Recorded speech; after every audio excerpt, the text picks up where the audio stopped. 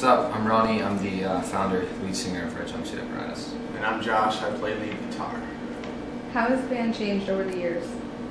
A lot. We continually evolve, so we're definitely musically, physically, and ethically changing with the times. It's kind of a hard question to answer because we have changed a lot, but we're also the same people with the same songs, so that's the best I got on that. What is your songwriting process like? Usually, definitely for the first two records, I pretty much wrote every song with an acoustic guitar, and then we add drums and bass and guitar in later. For the third record, which was the most recent record, most of the songs were written like that, other than 5 or 6, and that was the first time I ever used a co-writer. And then for a lot of our newer stuff, it's been a little bit different because I'm writing with people I've never written before, so we're kind of experimenting different styles and different trade-outs on parts and ideas. So a little bit more of a collaborative musical thing at this point because the people that are currently in the band are just more interested than some of the other people were. So that's not a problem at all to me. I'm always all about ideas. I just take the good ones and delete the bad ones, you know what I mean? So it's definitely more of a collaborative writing thing now. So I think the new record is going to be definitely probably our most diverse. We'll see. I'm still writing it, so I can't put a stamp on it yet. What is the best and worst part of tour life? Good. You can take that one. Best, I don't know, everyone has their own opinion. The best part for me is honestly on stage. Like, most people think tour life, well, it is, but it isn't for me. Like, the party afterward is like the thing you look forward to, whatever, but honestly, the party for me is on that stage. Like, that's my moment right there. I love it every single time. It's definitely my favorite. And the least favorite is definitely probably the hygiene. It's a pretty great song of us. Yeah, and time away from family, friends, tough, but for the territory. A lot of people don't think about that. You know, it's definitely awesome being a rock band, and we are extremely grateful. But you know, you miss your animals and your brothers and sisters, and moms and dads and grandmas. So that does suck. Can you tell us about the background of Am I the Enemy? Originally, I got together with John Feldman, who wound up producing the record, just to write a couple songs. They weren't even for Red Jumpsuit.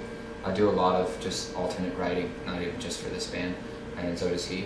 And we wrote the first 2 tracks on the record in his kitchen, and I just really liked the vibe, and I felt it had enough Red Jumpsuitness to it that it could be songs for us. But in the history of the band, I've never used any songs that were written with somebody else for Red Jumpsuit, so that was kind of weird. So I was like, hey, I think these are really great, man. What do you think? And he's like, dude, I think these are great too. I was like, maybe we should just make a record and just keep on this vibe. So I got a couple songs I've been hanging on to, and they kind of fit with these 2, and then he agreed, so that turned into the record. As far as the actual title track, that's based off of a Bible verse, which is Galatians 4:16. Which basically just means, well, look it up. You can read it for yourself. It's pretty self-explanatory. What's your favorite song to perform live?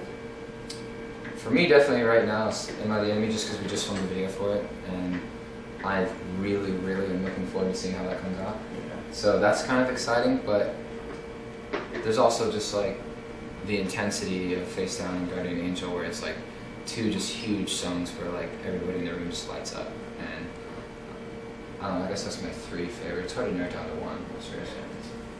Probably Choke and In Fate's Hands / Ash Shaker. Yeah, we haven't played that one in a while. Yeah. We need to that song. get it back in the rotation. Yeah. It's coming back. What would you change about the music industry today? I don't think we have like 2 weeks to sit there and answer this one, but Greed.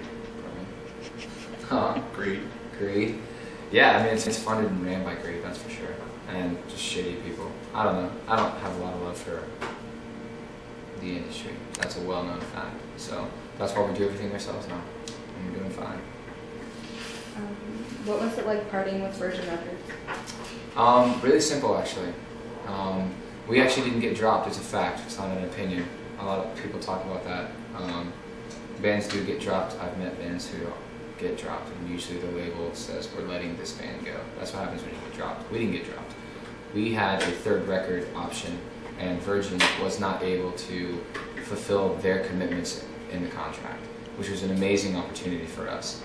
because we were going to be locked in for another 3 records on Virgin, and we definitely didn't want to do that. So they re-approached me directly and said, hey, we can't do what's in the contract, and we're not going to. So we'd like to re-sign you to a new record deal that's way worse. And I was like, you gotta be out of your mind. Like, you are literally crazy. And they're like, well, you need us right now, blah, blah, blah. Like, no one's gonna give you as much money as we are right now. And I was like, I don't care about that, and not interested. I'm calling my lawyer right now. So I called my lawyer and I was like, look, they're trying to back out of their obligations to album number 3, because when you sign a record deal, it usually goes from 1 to 2 to 3 to 4, sometimes 5, sometimes 8, 9 records. And usually the longer you go, if your deal is structured the way ours was, it works out better for the artist. Because if they haven't dropped you yet, then that means you're doing well. So if you make it to a 3rd actual full-length on a major, you're doing really well. So I called my lawyer and told them they weren't going to fulfill their obligations, and that I wanted to exercise my right, because in our contract it says if they void their contract, we could get out free and just walk away. So we did, just like that. It took about a week. It was pretty awesome. What is the worst metal band name you can come up with? Obviously the Red Jumpsuit Apparatus. I mean, I guess it depends on, I guess we're not a metal band, but we got some metal songs. I don't think there's a worse name out there. We're number 1. Do you have any crazy fan stories? Wow, a lot, but do you want to dignify it with like a retelling, you know? It's like, because I'm not person. No, Joey just had one last night where the girl was like yelling at him to touch him and then wanted to buy him a drink. And then Joey was like, I don't want a drink, da-da-da. And then she took the money that she was going to buy a drink for him with, she shredded it. She was like, fine. Like going nuts. Wow. The girls like Joey. The girls are like Joey. He is a supermodel. He's a stallion. He's a stallion. Italian.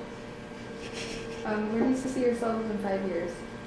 Still making records. Still touring. I mean, a lot of people, I don't know, I've had so many opportunities to like just call it quits at this point. It just seems kind of ridiculous. So, I mean, I'm just going to keep making records like every other band out there, and like keep touring as long as our fans want to continue to see us with it, which they definitely do right now. So that's awesome. This tour is actually doing better than, I would say, any tour we've done in the last 2 years. So I feel like there has been, I just think about the last year I was touring, this one's 10 times just blowing it out of the water. And a lot of people doubted that we would be able to sustain success without a major label. Clearly we're not having a problem with it. So I think that that's a testament to the band members and our will, and also mainly to our fans who don't care what label we're on, because it doesn't matter. Labels are for cans, not for bands. So. We have a few fan questions from Facebook. Josh Stevens asked, when you originally released Face Down, there was a heavier part towards the end that was later removed. What happened? It's simple. I mean, people re-record songs, and then when they re-record songs, a different person mixes them than the first time. So the second person who mixed it took it down in the mix. It's actually still there. It's just really low. So if you would listen to it with like Bose headphones or whatever, you would hear it clearly because it's there. But then there's also always pop mixes of a song. If a song crosses over to pop, usually they take out anything that I think is too edgy. So a band doesn't have anything to do with that. When you sign a major label, they do what they want.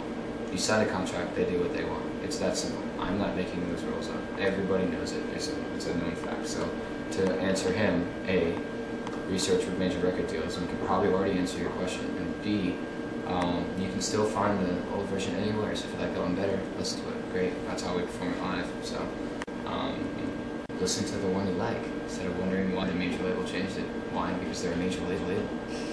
It's kind of like asking why is the sky blue. I don't know, but it is, dude. Relax.